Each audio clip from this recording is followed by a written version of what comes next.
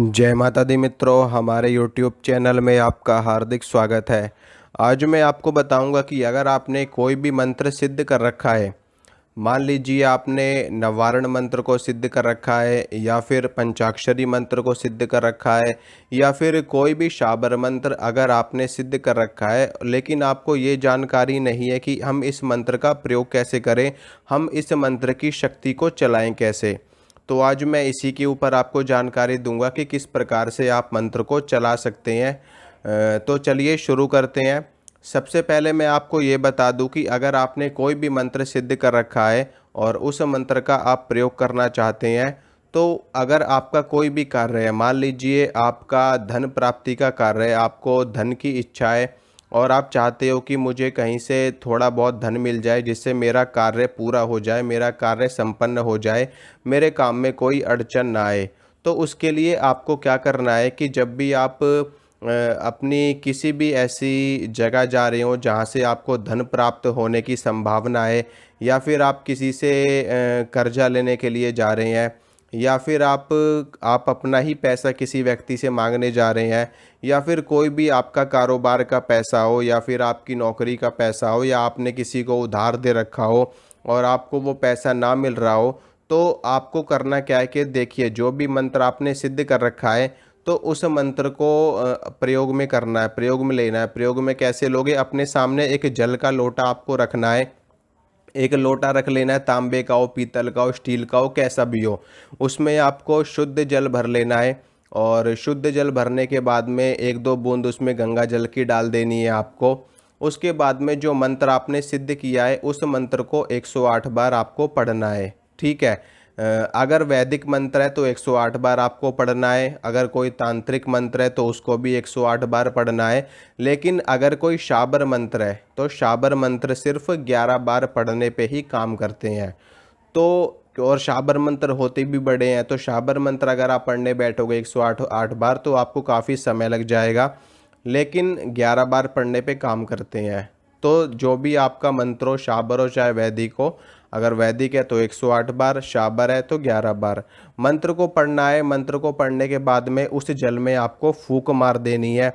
फूंक मारने के बाद में वो जल आपको क्या करना है कि किसी भी कोई भी छोटी सी बोतल आपको ले लेनी है, कोई प्लास्टिक की हो, कोई शीशे की हो, कांच की बोतल हो। उस बोतल में आपको थोड़ा सा जल भर लेना है अपने साथ में।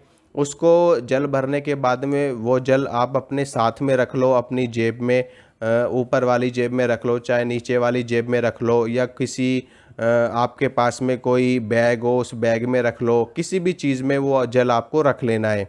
ठीक है। और थोड़ा सा जल आपको पी लेना है। तो ये करने के बाद में जहाँ पर भी आपको जाना है, जहाँ से आपको पैसे मिलने की संभावना है वहाँ पर आप जाइए। तो वहाँ पे निश्चित रूप से आपका कार्य सिद्ध होगा, आपको धन की प्राप्ति होगी। अब दूसरी बात करते हैं कि अगर सामने वाले व्यक्ति को नज़र लगी हुई हो, आपके सामने कोई व्यक्ति आया, आपके पास कोई व्यक्ति आया है, उसकी नज़र उतारनी हो, उसको झाड़ा लगाना हो, तो आपको क्या करना है कि मंत्र को पढ़ना है आपको। ठीक है। मंत्र को पढ़ते रहना है अपने मन ही मन में, या फिर आप उपांशु रूप से मंत्र को पढ़ते रहना। जैसे कि मान लीजिए नमः शिवाय है तो नमः शिवाय, नमः शिवाय, नमः शिवाय, इस तरीके से आपको मतलब बोलना है, आवाज़ ना निकले मुंह से मंत्र की। बस मंत्र को उपांशु रूप से आपको बोलते रहना है। और सामने जो भी व्यक्ति है उसमें आपको 3 बार फूंक मारनी है। तो उस व्यक्ति पे जो भी नज़र वगैरह लगी होगी, टोना टोटका जो भी लगा होगा, वो उसको असर करेगा, मंत्र की शक्ति चल जाएगी, मंत्र अपने आप कार्य कर देगा आगे का, और उस व्यक्ति की नज़र उतर जाएगी। इसी प्रकार से अगर आपको कोई भभूति है या फिर कोई भस्म है, उसको अभिमंत्रित करना हो तो उसको भी आपको ऐसे ही करना है। अपने सामने किसी भी पेपर में, किसी भी पात्र में आपको भभूत ले लेनी है और मंत्र को पढ़ना है 11 बार या 21 बार। वो भभूत भी अभिमंत्रित हो जाएगी, चाहे शाबर मंत्र हो, चाहे वैदिक मंत्र हो, चाहे तांत्रिक मंत्र हो। 11 बार 21 बार पढ़ लो और उस भभूत में फूंक मार दो, वो भभूत भी जागृत हो जाएगी, अभिमंत्रित हो जाएगी। अब इसमें अगर किसी भी व्यक्ति के शरीर में दर्द है और उसको झाड़ा लगाना है आपको, तो भी मंत्र को 11 बार पढ़ना है और उस व्यक्ति को 3 बार फूंक मारनी है। तो उस व्यक्ति के शरीर का दर्द ख़त्म हो जाएगा, चाहे हाथ में हो, पैर में हो, सिर में हो, कहीं पे भी हो। ठीक है। और अगर किसी व्यक्ति को आपको कोई व्यक्ति आया आपके पास में, उसके ऊपर कोई भी तंत्र बाधा है, कोई भी नेगेटिव शक्ति उसके ऊपर है जो उसको परेशान कर रही है बहुत ज़्यादा, तो ऐसे में आप अपनी मंत्र की शक्ति से उस व्यक्ति को ठीक कर सकते हो। आपको करना क्या है कि एक पानी वाला नारियल ले लेना है। उस पानी वाले नारियल को उस व्यक्ति के ऊपर से 7 बार वार लेना है। 7 बार वारने के बाद में जो आपने मंत्र जागृत किया है, जो आपने मंत्र सिद्ध किया है, उस मंत्र को 11 बार या 21 बार पढ़ करके उस नारियल पे फूंक मारनी है। और नारियल पे फूंक मारने के बाद में उस नारियल को आपको फोड़ देना है।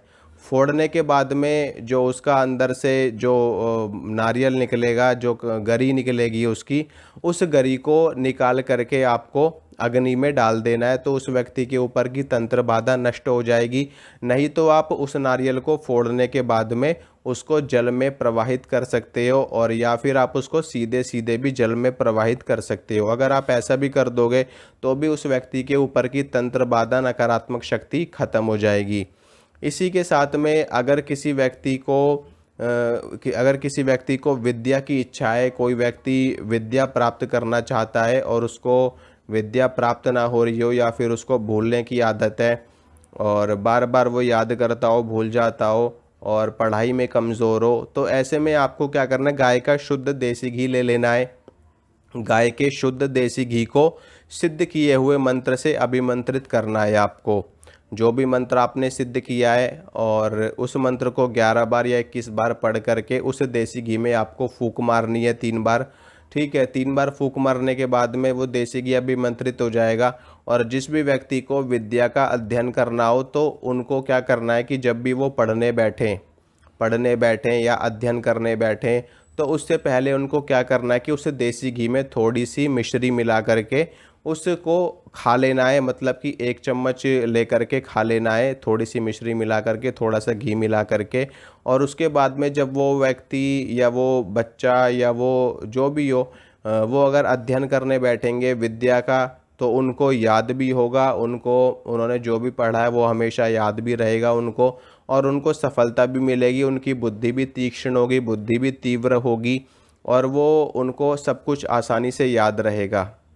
तो ये होते हैं कुछ प्रयोग मंत्र को इस्तेमाल करने के जो मैंने आपको बताए हैं। इसी प्रकार से आप कई तरह के कार्य कर सकते हैं मंत्र से। ठीक है। तो मंत्र को इसी प्रकार से चलाया जाता है और मंत्र की शक्ति इसी प्रकार से चलती है। और कई बार तो मंत्र की शक्ति संकल्प मात्र से भी चलती है। मान लीजिए आपके मन में कोई कार्य आया कि यह कार्य होना चाहिए, तो आपने मन में उस कार्य को सोचा और मंत्र को पढ़ दिया, तो इतना करने से भी आपका मंत्र चल जाता है और वो कार्य सिद्ध हो जाता है, सफल हो जाता है। तो ये जितने भी मैंने आपको प्रयोग बताए हैं, सभी प्रयोग सफल होते हैं, सिद्ध होते हैं, लेकिन इसके लिए आपका मंत्र सिद्ध होना चाहिए। अगर आपका मंत्र सिद्ध होगा तो ये सारे कार्य सफल होंगे और सिद्ध होंगे। अगर मंत्र आपने सिद्ध नहीं कर रखा और बिना सिद्ध किए ही आप मंत्र का प्रयोग कर रहे हो, तो ये सभी कार्य नहीं हो पाएंगे। इसलिए सबसे पहले आप मंत्र को सिद्ध करिए, अपने गुरु से मंत्र को लीजिए, मंत्र को सिद्ध करिए, और उसके बाद में इन सभी प्रयोगों को आप कर सकते हैं। तो वीडियो को लाइक करना, वीडियो को शेयर करना और चैनल को सब्सक्राइब करना। मिलूंगा आपसे अगली वीडियो में। जय माता दी।